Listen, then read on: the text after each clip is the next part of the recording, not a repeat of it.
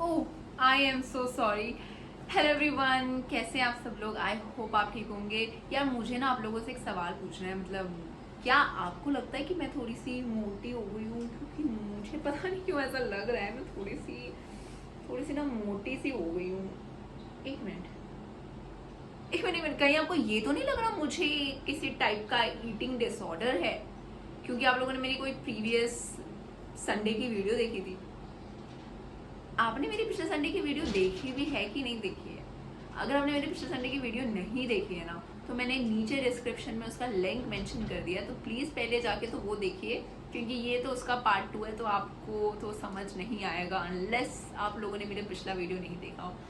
तो जाइए तब तक वो देखिए, जब तक मैं अपना वजन थोड़ा सा चेक करूँ और थोड़ा सा देखूँ कि मैं कितनी मोटी हो गई हूँ। अरे, आप लोग यहाँ ही हैं। मुझे लगा आप लोग गए मेरी वीडियो देखने। ओह, तो आप लोगों ने मेरा वीडियो पिछले संडे ही देख लिया था। So thank you so much for that. और I think let me just first welcome you. Welcome and welcome back to my channel. My name is doctor Samantha और मैं आप लोगों की प्यारी सी फैमिली फिजिशियन हूँ।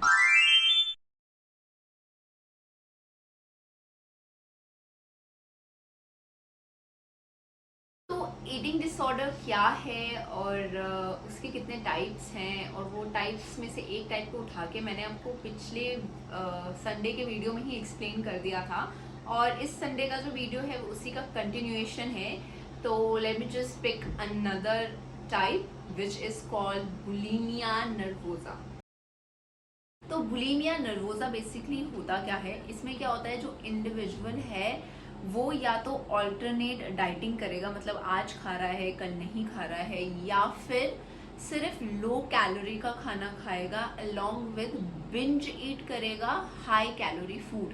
मतलब कि अगर खा रहा है तो एकदम ही जिसमें कैलोरी की कमी है, जिस खाने का कोई मतलब नहीं है खाने का, वो खाना खा रहा है, सिर्फ वही खाना खा रहा है। और जब जब बिंज ईट कर रहा है तब बहुत ही ज़्यादा हाई कैलोरी का फूड खा रहा है, मतलब chocolate, chips, cake, fast food, ये सब बहुत ही हाई कैलोरी वाला जो अनहेल्दी फूड है उसको कंज्यूम करता है जब बिंज ईटिंग कर रहा होता है। अदरवाइज अगर खाएगा तो सिर्फ लो कैलोरी का ही खाना खाएगा। बिंज बिहेवियर जिस बंदे में है वो ये बंदा दिखाता नहीं है, और जनरली ये एसोसिएटेड होता है विद शेम एंड एम्बैरेसमेंट। अगर किसी को किसी चीज से शर्म आ रही है, खुद से शर्म आ रही है, या एम्बैरेसमेंट हो रही है किसी चीज से, खुद पे बहुत एम्बैरस फील हो रहा है, वो लोगों के अंदर जनरली ये बिंज ईटिंग का कैरेक्टर दिखता है। तो ये जो बिंज ईटिंग है इसका मतलब एक्चुअली होता है कि बहुत ज्यादा खाना खाना बहुत कम समय में, ये ध्यान रखे बिना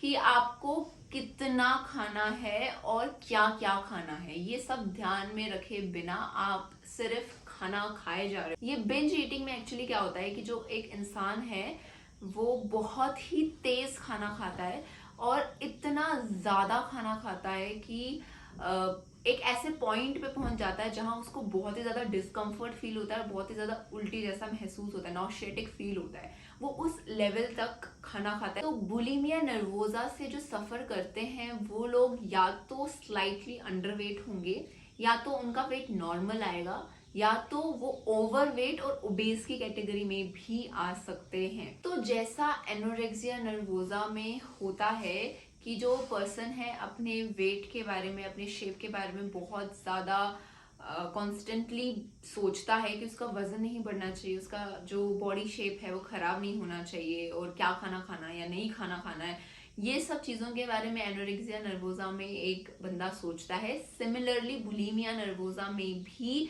यही थॉट प्रोसेस है एक पर्टिकुलर बंदे का। अगर एक बंदा कॉन्स्टेंटली अंडरवेट है तो उसको हम बुलिमिया नर्वोजा की कैटेगरी में नहीं डालते हुए उसको हम anorexia nervosa with binge eating and purging type की कैटेगरी में डालेंगे। अब anorexia nervosa, binge eating and purging type क्या है ये तो आपको मेरे पिछले वीडियो में ही जाके पता चलेगा।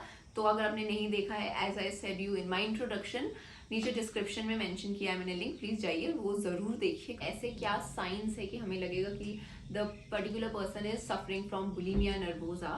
तो साइन आ जाएंगे, नंबर 1 कि वो जो इंसान है खाने के तुरंत बाद ही बाथरूम भाग रहा है, क्योंकि जनरली ऐसे लोगों का जो कैरेक्टर होता है वो ये होता है कि ये लोग बहुत ज़्यादा खाते हैं और उसके बाद सेल्फ इंड्यूस वॉमिट करते हैं। तो अगर आफ्टर एवरी मील एक पर्टिकुलर पर्सन वॉशरूम जा रहा है तो that could be a sign. Chronic sore throat होगा ऐसे लोगों को, सलाइवरी ग्लैंड्स जो है उनकी स्वेलिंग हो जाएगी, डेंटल डिके हो जाएगा, एसिडिटी और गैस्ट्रिक रिफ्लेक्स वाली प्रॉब्लम ऐसे लोगों में बहुत ज्यादा देखने को मिलेगी। रिकरेंट अनएक्सप्लेन डायरिया ऐसे लोगों में देखने को मिलेगा। बुलिमिया नर्वोजा वाले लोगों को हम ट्रीट कैसे करेंगे? तो बुलिमिया नर्वोजा वाले लोगों को ट्रीट करने का एक तरीका है which is called as CBT। CBT मतलब हो गया कॉग्निटिव बिहेवियरल थेरेपी।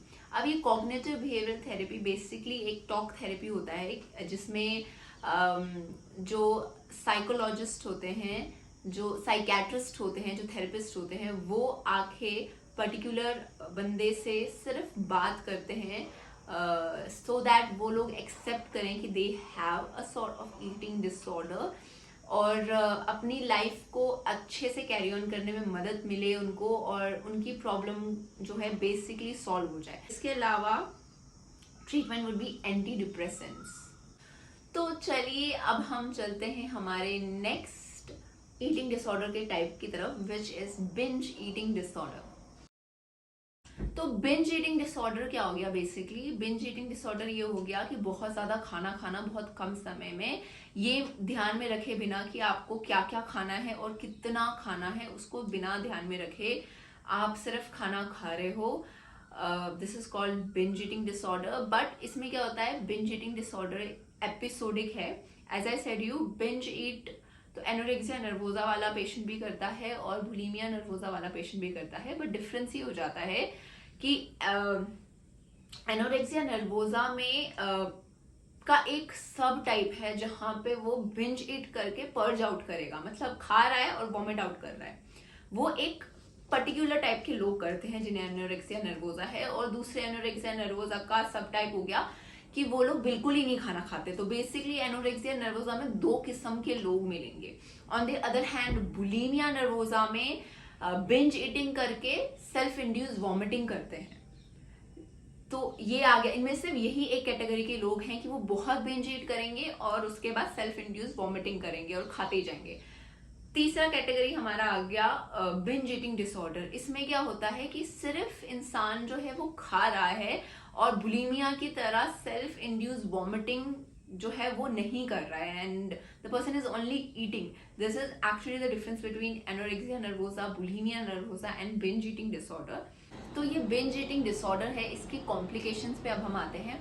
तो इसके कॉम्प्लिकेशन है नंबर 1 ओबेसिटी। अब ओबेसिटी कैसे इसका कॉम्प्लिकेशन है, क्योंकि बिंज ईटिंग डिसऑर्डर में बुलिमिया की तरह जो है बिंज ईट करके पर्ज आउट नहीं कर रहे हैं। इस वजह से जो इंडिविजुअल है वो सिर्फ खा रहा है एंड दैट्स हाउ इसका वेट बढ़ रहा है and it's ultimately causing the person to get obese. तो this is one of the complication.